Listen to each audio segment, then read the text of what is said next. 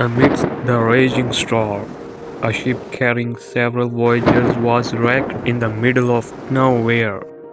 Two of them survived the catastrophe and managed to swim to a small deserted island. With no hope of rescue in sight, the duo had to rely on divine intervention. To determine whose prayers were more potent, they agreed to split the land and stay on opposite sides of the island. They started with a common prayer for food. The next day, a miraculous fruit-bearing tree appeared on one side, while the other remained barren. As the days passed, the fortunate man prayed for a companion and was blessed with a woman from a wrecked ship.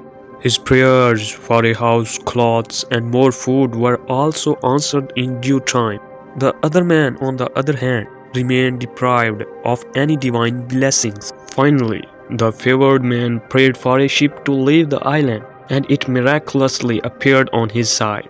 Without a second thought, he boarded the ship with his wife, leaving the other man behind. But just as the ship was about to leave, a thunderous voice from heaven shook the island.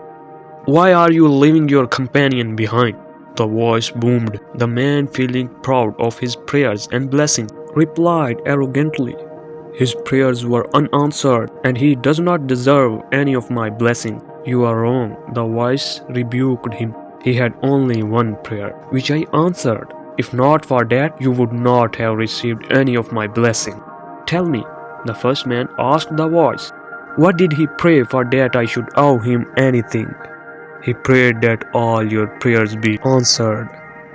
For all we know, our blessings are not the fruits of our prayers alone, but those of another praying for us.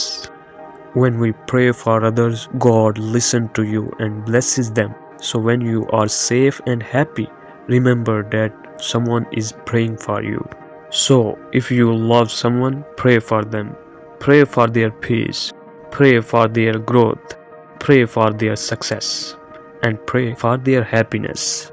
Be bright and stay happy in life."